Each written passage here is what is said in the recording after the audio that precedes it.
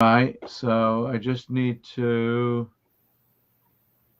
see if we're back, because according to this, we are now streaming. Okay. But I think what's happened on LinkedIn is that it's ended. It would appear that it's ended on LinkedIn. Oh dear. Um, what I'll do,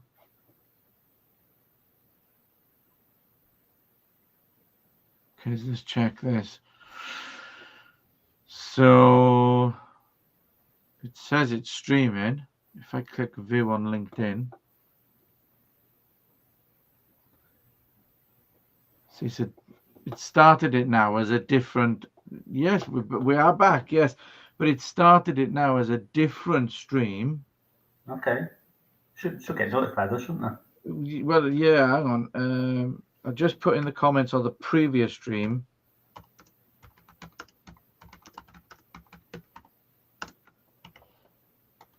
How very odd. How very, very odd. I mean, hey, we're having one of those technology days. Yeah. We are. We're having one of those technology days. So now I need to move this over there so I can see the comments.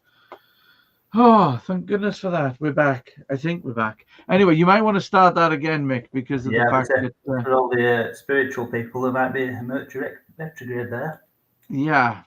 So you start your little chat again about the editing tips. Okay. So I'm just going to take you through just a couple of things. It's just basically it's just a reminder to use shortcut keys, which really cuts down time, particularly when editing, because editing can take quite a long time depending on the size of the project. So it might not seem much by going to the mouse. So for example, using your mouse, going to the menu here and doing File, Save. But the same thing for a shortcut key, just like in Word, just like in Microsoft, you just do Control and S. That'll be Command S on Mac. So it's the same. So for example, if I bring in a clip, so I'm going to bring it in there, slide it there. It's quite small. I want to zoom in a bit, get a bit more into it, so I can press plus on my keyboard, which zooms in, or the opposite, minus. Okay, so that's a useful thing. So it's just little things like this to mind you. So what you can do is you can hover over things as well, and it tells you which it is. So here's just a little reminder of what you can do. Okay, so if, for example, I want to cut this clip, I've hovered over the razor. So rather than getting my razor clip and going on again, that's mouse strokes. I'll just undo that. So Control Z, like you would in Windows, I don't think we. and I can do Q. And what it does, it gets through the beginning and takes it up to the nearest one. So the opposite of that would be W. So it's just little tricks like this that just speed up your editing. Okay. So certain packages have regular shortcut keys like you would in Windows, but other packages may differ slightly. So it's getting used to what package you're using about what your shortcut keys are. So if you're not sure, go to like a menu and it tells you what the keys are. It's just a matter of memorising them. You can write them down, the ones that you regularly use. You can have like little post-its places, but after a bit, you just tend to remember them. Okay, so that's kind of shortcut keys. I mean, this is a high-end software package. Do you want to maybe show them something in Mojave? Yeah, I'm still paddling, going like a good one, trying to actually get people back to the new stream on LinkedIn, but I can Okay, do. I've stopped sharing. I just need to very quickly do a very quick couple of messages to some people I know who were in on the thing, and hopefully we can get them back.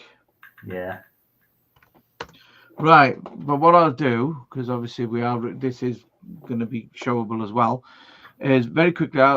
Yes. So just for all for you lovely people out there, Mick does all the high end editing and stuff. He does all of project work and stuff like that. So he has Adobe Premiere, which is quite expensive, and it's not really for the light-hearted. I try and stay away from it, but basically, what I use is a very middle of the range tool utility that allows me to do stuff and then Basically what I can do is I can just top tail, insert little bits, put a bit of music on, change the audio slightly. So I use a product called Mavavi. So I'm going to share my screen, and yeah, same thing in here really. It should come up. Yeah, there we are. So same thing in here really with the old shortcuts. You know, you've got your cuts, you've got your underlined there, Control C, Control X, and all the rest of it. Yeah. So you know, if I brought it to the middle here and I do Control, basically copy it and do Control X, it'll cut it away. Control V will paste it back, which is the standard ones, you know. But then there's also things like when I want to do like go to previous frame and stuff like that, it's Control and arrow and stuff like that. So I do find it quite useful with all those sort of things. There is, I know there's Control B there for cutting the actual footage there, you know. But like you said though, you know, if you go to the menus, you can find most of them out there, you know, where the shortcuts are. Yeah, what's great about Mavavi, it's very intuitive as well. So it is ideal for beginners. If you hover over things, it tells you what the things are. Yeah, and there's loads of templates as well, which is a good thing. Lots of like transitions, effects, which are really easy to use. Yeah. So yeah, so that's kind of. I'll just stop sharing. That's kind of you know, it does make life, it is quicker. It's like I tell anybody and everybody about, you know, when you do your clipboard history on your Windows. So when you applicable to Windows, I'm sorry if you bought a Mac, it's your fault. But basically your clipboard history will basically, you could turn it on, and then when you do Control C, you could do Windows key V and it'll remember 20 items. So again, similar shortcuts. Anyway, excuse me, let's get on with some questions. So we've got a question here from Celia Heritage. Hello, Celia. Celia is one of our members of our Video Creators Club, and she asks, are there any particular editing packages that you'd recommend for someone just starting out?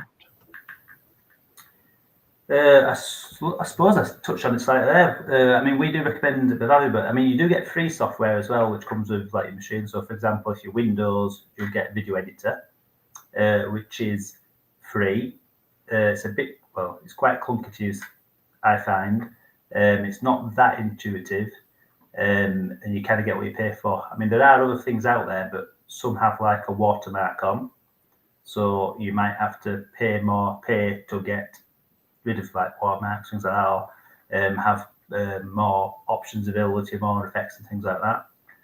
So, for example, so the other side of that is the Mac. So iMovie is free with that.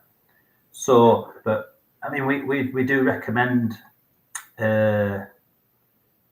do recommend Mavavi. We've just done a lot of research, and we do find it very intuitive. And the people, we do the editing course where I show how to use Mavavi, and a lot of people have used that course and they're flying now, editing away. So they find it pretty easy to use.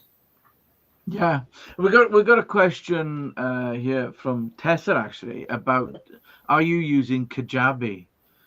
Now I don't really know what Kajabi is. Do you? No, I mean, that's something I will make a note of. And yeah, I mean, is it an edit? Is it editing software, or is it something else? I mean, you know, I personally, I'll be honest with you, Tessa, we've not come across Kajabi. No. I'd be interested in finding out more whether it's an piece of editing software, or is it something else, really, video creating and stuff. My dog is barking in the background. I do apologize, everybody. The dog's woofing at something. It's a live stream. What are you going to do? So, yeah. So, sorry, Tessa. Can't answer the question. But, well, I suppose the question is, are we using it? Well, no is the answer. So, yeah. Sorry about that. The editing software tester was Movavi. I'll put it in the chat actually. Yeah. Because I'll put it's Movavi.com. It's literally MOVAVI.com, and I'll put that in there. Movavi, I put it in here as well. One thing about live streaming, by the way, is that when you're live streaming from Restream, yeah, and you've got a dog and she barks at anything that moves, your replies in your Restream don't go into LinkedIn. LinkedIn will only let you read. Yeah. But my dog is kicking off, so basically somebody must be trying to break in, or literally is just walking past the house. So Movavi is middle of the road stuff. So we've got a couple more questions. So we got Oliver Landau Williams has put the question, I keep forgetting that you can do this. You can show it. You can show it, look, yeah? Mm-hmm. What types of video would you recommend people make? This is a good question, actually. This is a good question. You mind if I take this one? You can have that. Can I have that? Right. So, in essence, if anybody has ever heard me do a talk at a networking event, I am open to come and do talks at networking events and stuff like that. If anybody's ever heard me talk about video, I always say video is just a medium. And basically, I say that all the time because in reality, it is. Essentially, because it's just a medium, it can be used for multiple things. And a lot of people, when you talk about video, immediately think about putting stuff on YouTube, putting stuff on the social media, putting stuff on your website and using it for that. But there are other ways you can use videos. Yeah. Mm-hmm. So, for example, if you've got like a support desk, yeah, then in reality, what you could do is you could create videos to answer those simple questions. So when you've got somebody phoning up saying, hello, I don't know how to do this again, then what you can do is you can say, hey, no problem. Instead of spending 20 minutes answering the question, say, no problem, I'll send you a video that shows you how to do it. Yeah. Mm-hmm. And one of my favorites has got to be when you're doing a proposal and you send your proposal through, include videos. Mm-hmm. I do it when I send proposals through to for projects and stuff. I send a little link to a video saying, this is how we work and this is how we'll make it easy for you. And it's a video of me basically explaining how we film and how we make it easy for the presenter and stuff like that. And that's really good because you're also back in their face. You're back in their mind, physically they've met me. I've gone away, I've written up my proposal, and then I've sent it back, and now I'm back in their head. And at the end of the day, one of the things I like about that is the fact that if they've got 3 PDFs, all with outlining what can happen and how much it'll cost and stuff, the chances are greater for me because I'm back in their head because of the videos. And it also is a great way of reconnecting as well, because you can actually make it that the link you can see when they've viewed it. Okay. Mm-hmm. So when they viewed it, so they've read your proposal. So then you can phone them up and say, hey, I was just wondering what you thought. Fantastic. Yeah. Another anecdote there as well is, if you remember, one of our clients was entering a competition and got our services involved. We did a video for him. So rather than just doing a written application, he did a video and, he won. So I'd like to say our help helped him win. Yeah. We've also got examples where an accountant client of ours won a big contract because they used videos showing that we'd created for them, saying this is how we'll move you from your existing accountant to ourselves. And when they phoned up and they said, oh, you've got the contract, they asked, could we ask why? What was the thing that won it for us? And they said, yeah, the videos, because when some board members couldn't make it, we basically sent the proposal through and your videos were included because you included your videos in the proposal as well. So they did the videos in the presentation and then put them in the proposal. Video isn't just about sticking stuff on YouTube. It's not just about kittens falling off shelves. It's a hugely powerful medium because it's show and tell. So yeah, went over a bit there. So we got another question here from Yvonne Denman, and I'm glad I remembered that we can do the show. So Yvonne asks, how important are subtitles? What's the easiest way to create them, and should they be embedded into the video? Oh, this is my favorite topic. This is literally my favorite subject. Yeah, I love subtitles. Quite simply, the answer is very important, Yvonne. At the end of the day, I'll tell you a few reasons why they're important. When you're uploading videos to LinkedIn and Facebook, for example, 80% of videos on Facebook and LinkedIn are read by the very nature of the way we get fed the videos or fed the content. So if you don't include subtitles, then it's just you going. Yeah, and that doesn't work, but people can read the subtitles and start watching them that way.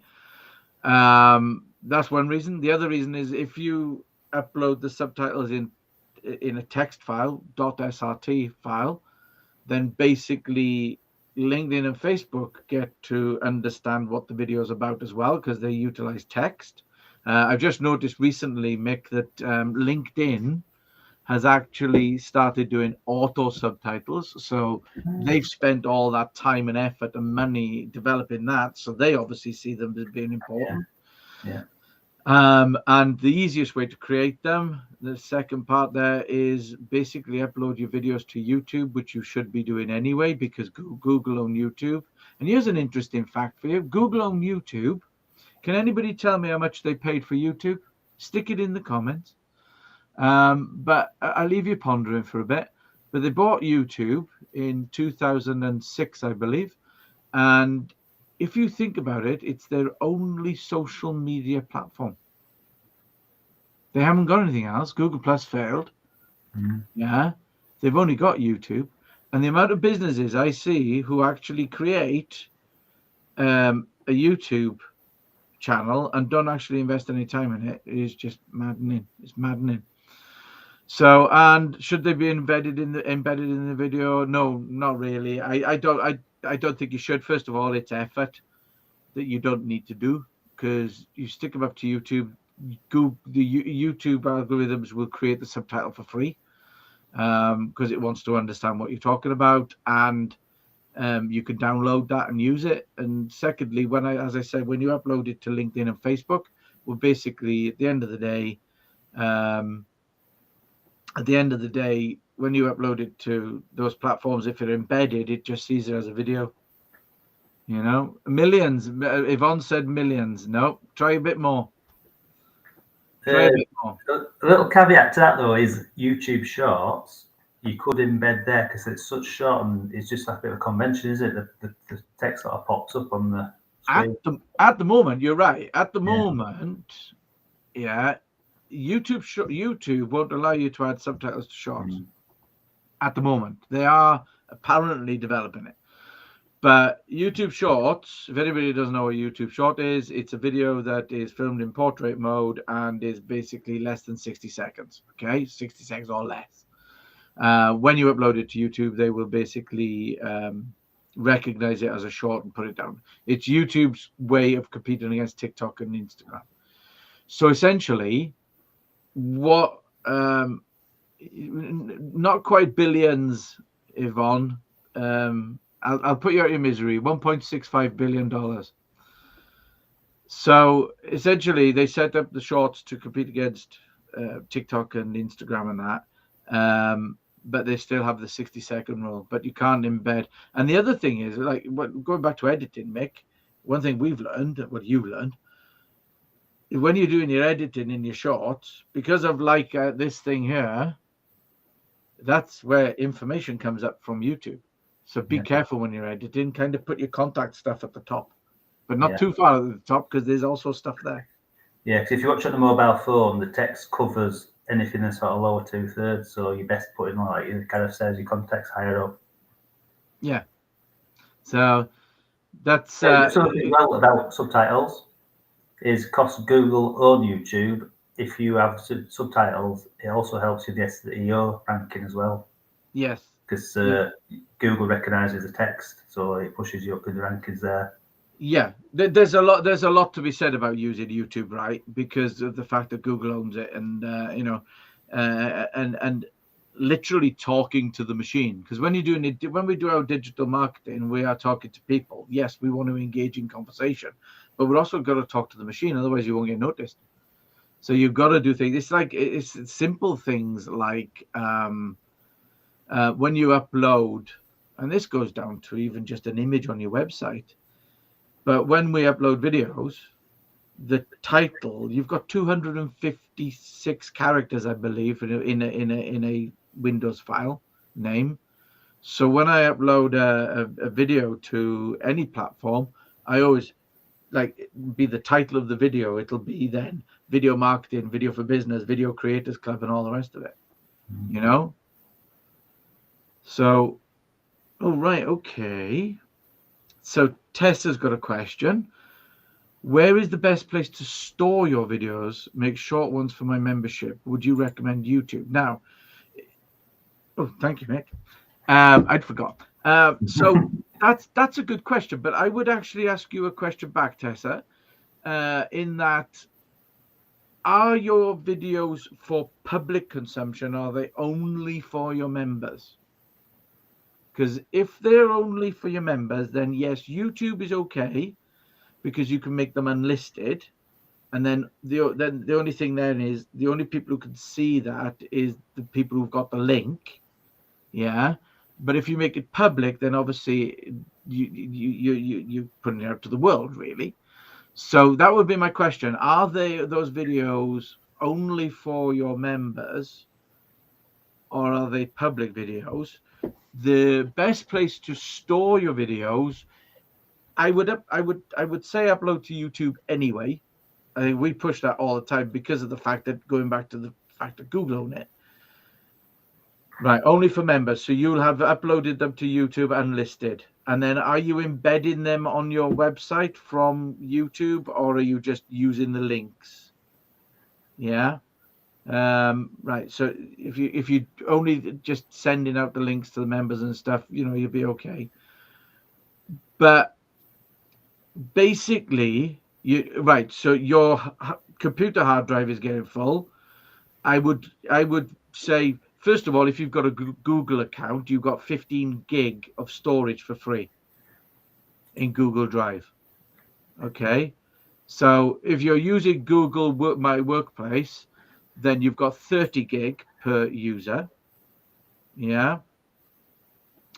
That I would start uploading to the cloud, and then potentially, because you want to keep them and get rid of them only when they've expired, or, kind of, even then we hold on to stuff for a year before we archive, for all client stuff as well. So if your physical hard drive on your computer is getting full, look at the cloud as a solution. But maybe we should have a one-to-one, and I can give you a bit better advice on that. There's a slight solution you could do as well. If you download your videos from YouTube, it does compress them really well. Puts them to 720p, so sort of not quite full 1080p full HD, but still really good quality. Still what YouTube uses, but it just compresses it really, very significantly, really. Yeah. So that's an option. So you could bring it back down and then save it onto your hard drive, but as a smaller file. That is an option. It's one of the things that whenever we do any video compression, the first thing we do is stick it on YouTube and pull it back down. If you think about it, for every gigabyte that you upload to YouTube, they have to store it somewhere. So they have compression algorithms that are just amazing. So I think I've uploaded files that have been 150 meg and pulled them back down, and they're like 10 meg. It's that good. So that is a really good option there, Mick. In that, basically what you can. Right, we definitely need to have a one-to-one test. That if you're struggling to switch over to your G Drive and the rest of it, Google Drive and that. But yeah, compressing them is another good way. Yeah. So Oliver, another question, which is talking of these YouTube shorts, are they worthwhile for business? If so, what kind of things should I be doing for short form content? Let's take that bit first. At the end of the day, YouTube shorts are a good way of pulling people to your content. I like to use the expression, they're like chum when you're fishing. They're really good. People are addicted to them. We did an experiment. No problem. No problem, Tessa. We did an experiment where I took just a simple video and I stuck it on our channel, and we did a short version edit.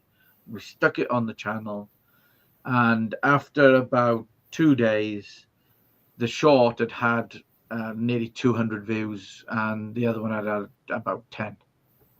You know, and it was quite amazing, because when shorts first started coming out, we started looking into them, and now we tell all our clients, use shorts. Yeah, do shorts, because they're a really good way of just pulling people in, and they get the views. And so if you are looking to attract people, then you really want to be chumming, pardon me, the water, and getting your content out there.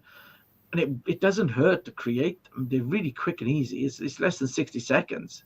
It's not like you have to do a load of editing, or anything like that. But even if you did, then you can edit on your phone.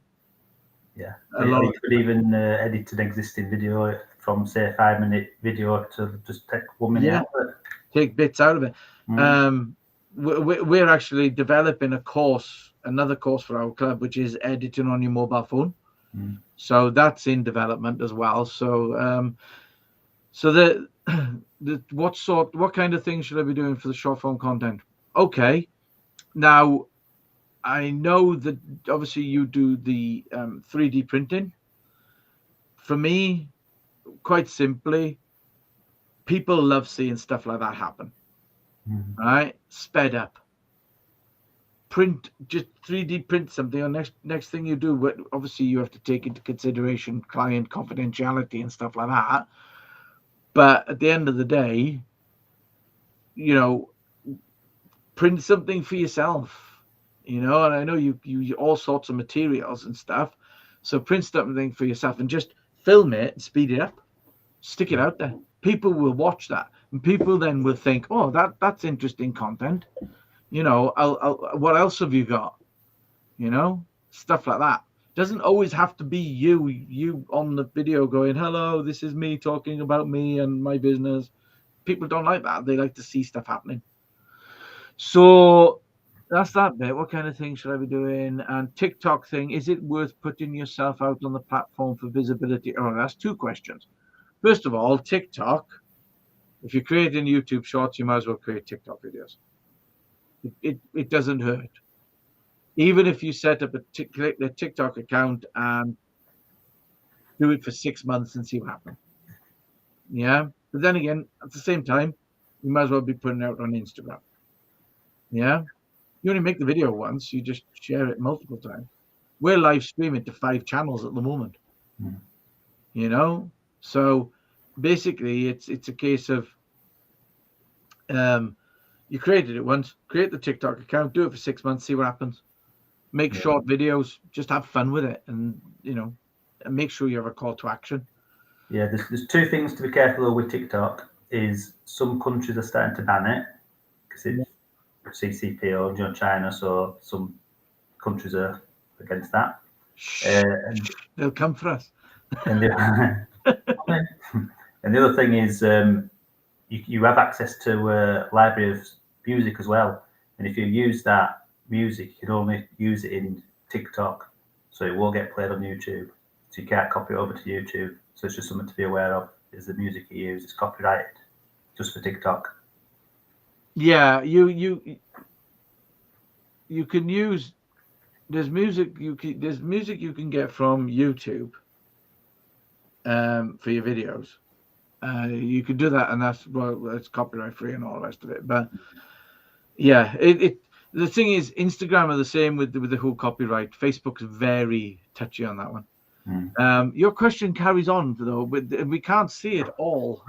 So, right, is it worth putting yourself on the platform for visibility? It wouldn't hurt. Give it a try. Give it 6 months. All entirely dependent. Where is that? Entirely dependent on your platform market. Yeah, as I say, try it for 6 months. Try for 6 months. If it does nothing, then that's not a problem. You know? Do you want to turn that one off then? Yeah. The other thing to remember as well about shorts and TikTok is do both. Don't just do shorts and forget about your long form. Do a combination of both. Yes. Yeah.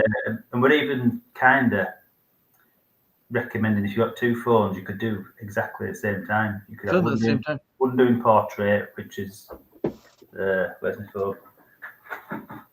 So like that. So that's for TikTok, and then the other one's landscape for your proper videos that you're using for, say, your YouTube channel or your website.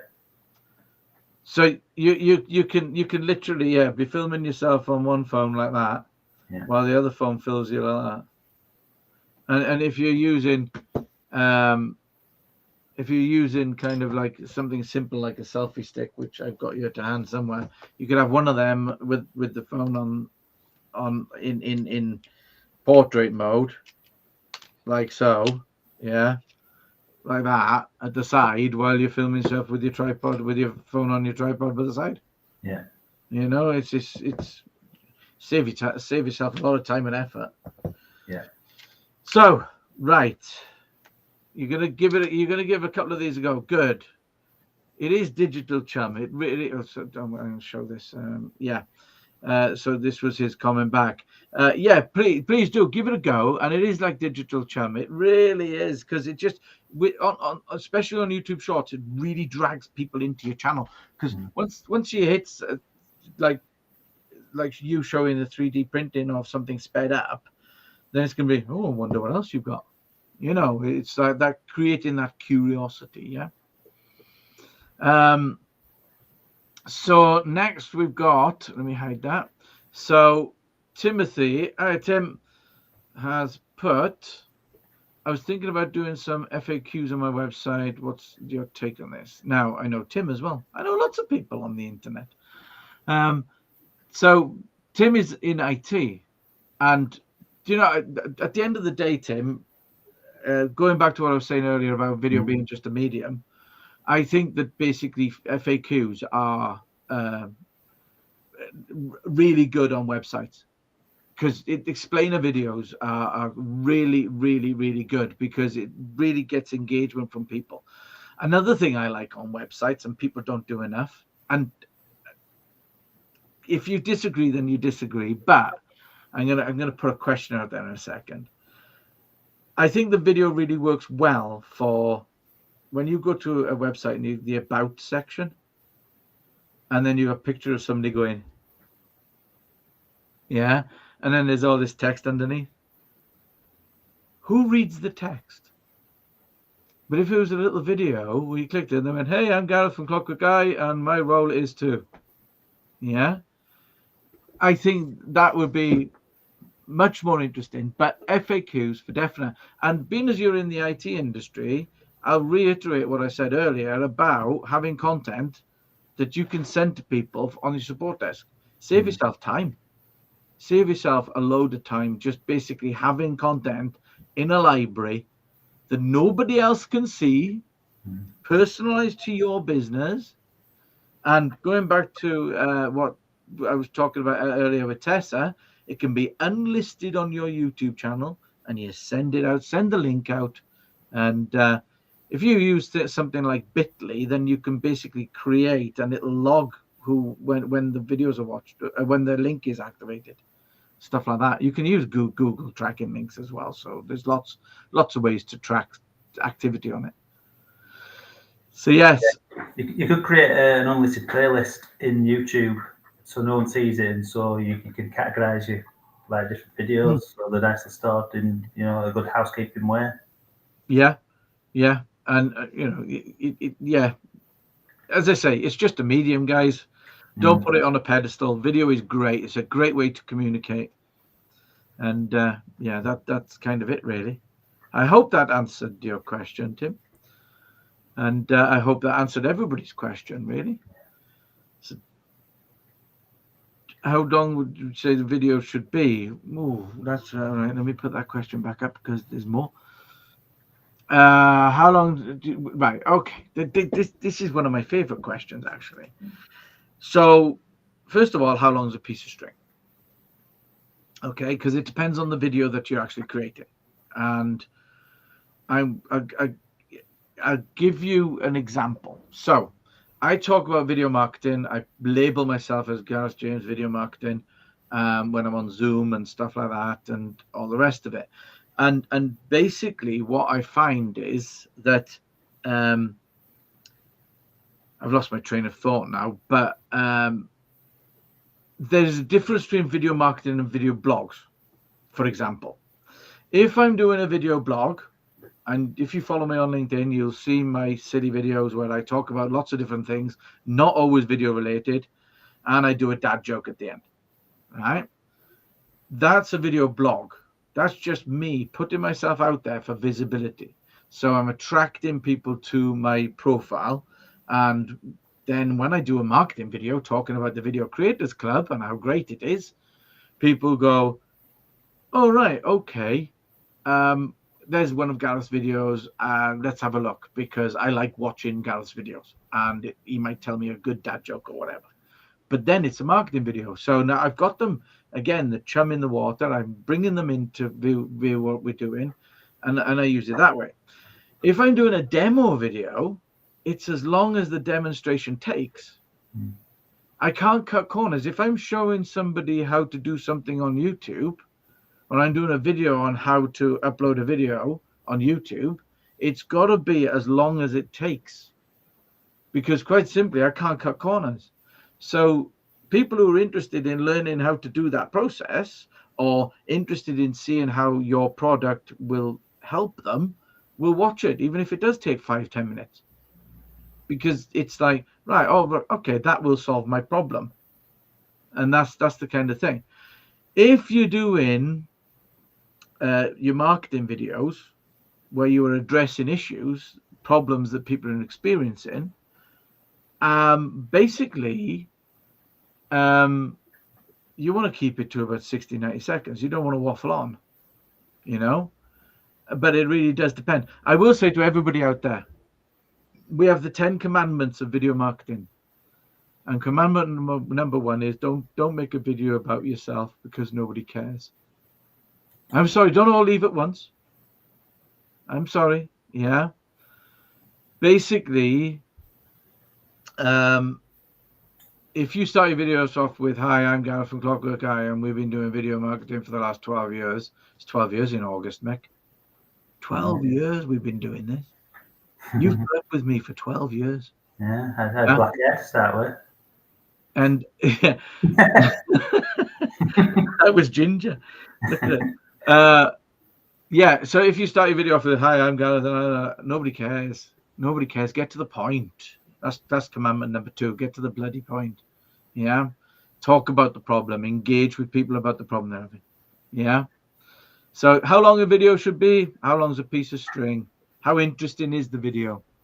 Yeah. Because that's the other thing. You've got to keep it interesting. So if you're literally talking for the sake of talking, then you're going to lose your audience. So, yeah. So, okay.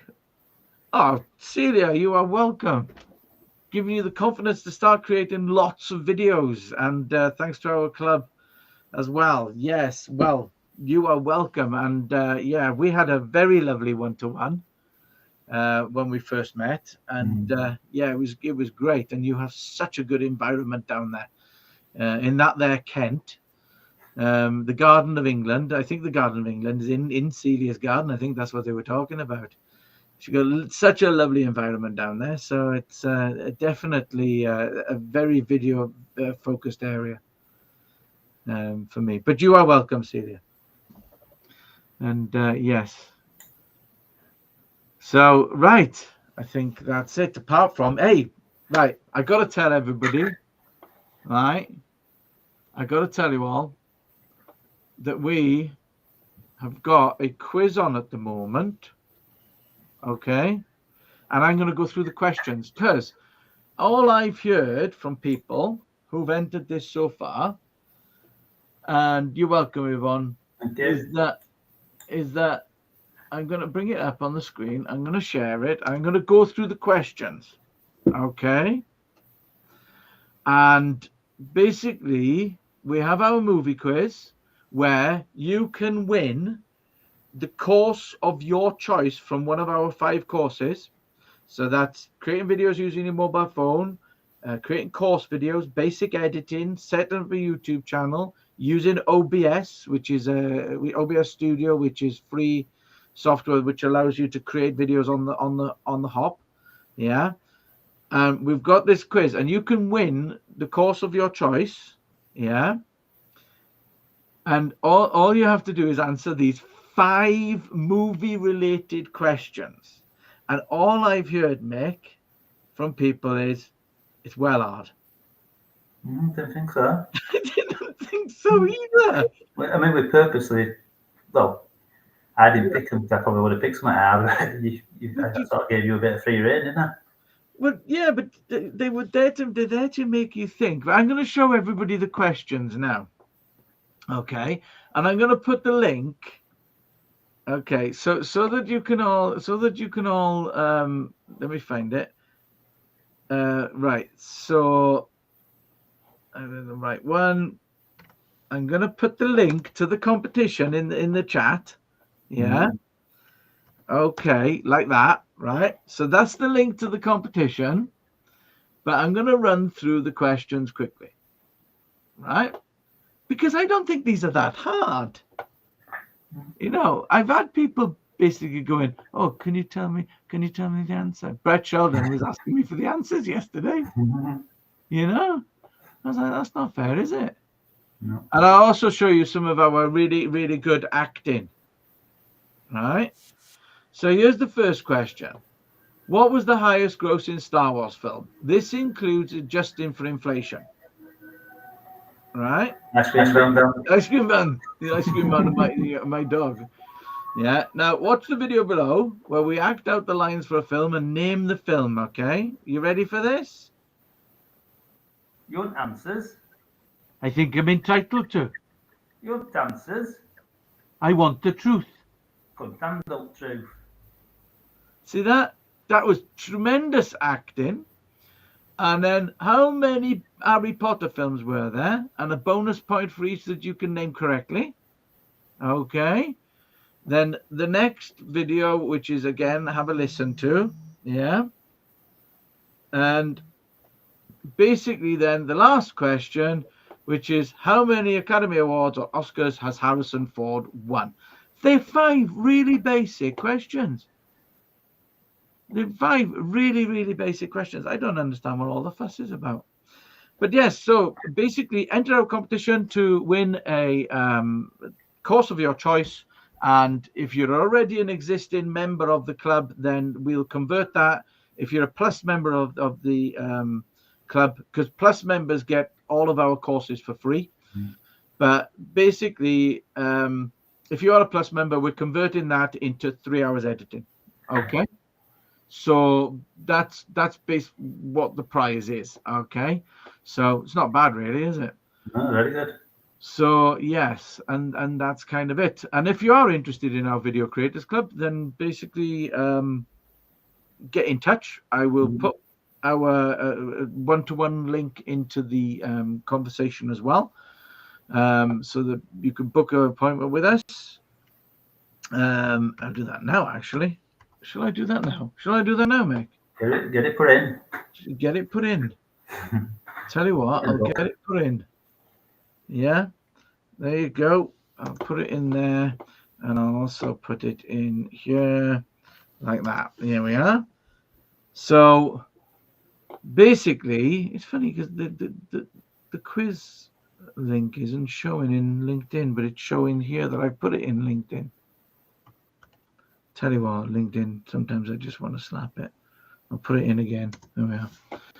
So that if you want to book a one-to-one with us, then do so. other than that, yeah, Video Creators Club is there. We've got the competition running, and if you want to find out more about how we can help you understand, create, and use video, then get in touch. Yeah. You didn't mention the third Wednesday of the month. Third Wednesday of the month, creators meeting. Mm. Yeah, well, that's part of the club. Yeah, exactly. Yeah, no, so we have a meeting where all members can come together. It's scheduled for an hour, but as of today, it can run over, so it generally runs on for a couple of hours. Yeah, it Really does. useful. People meet, our club members meet each other, help each other as well, come up with questions, a bit like today, and talk about what they're doing video-wise, and just inspire each other. Yeah, the good thing is the sharing of ideas. I love. Because Definitely. it's amazing. I mean, even we've learned, you know, where people have said, "Oh, I'm thinking about doing this." Well, that's a bloody good idea. Yeah, You know? and the library's always extended, isn't it? It's getting more and more, Yeah. more courses, Yeah. and we're open to, if you've got any recommendations for us, you can put them forward, and we'll do a course if it's. Yeah, we're going through all the features of the club then, are we? So ongoing support, library of how to use video, the creators meeting, and access to the courses. So yeah, that's all there. It's all there, and it's there just as I say to help people create. Get creative, guys. Video is just a medium. Don't be scared of it. Should we wrap up? Could do. Yeah, because I think we've kind of exhausted. Nobody got any more questions, and everybody seems happy and excited to get started. Yeah, so, contributing some good questions there. Some really good questions. Right. Okay. Well, we're going to love you and leave you, and we'll see you next time. We will be back with a live stream on the 17th of July, which is with Brett Sheldon, where we'll be finding out more about Your Business World, which is his business, and also we'll be talking to him about the content that he's creating and how he's utilizing video to improve his services and business. So you're welcome, Tim. So yeah, so we will be doing that, and that'll be on the 17th at lunchtime, 12 o'clock, and then basically we're also back on the first Wednesday of next month, which I think is actually the 1st of August. I'm not sure, but anyway, we're back. So if you get any more questions between now and then, we will be here to see you later. You're welcome, everybody. We'll see you later. Bye.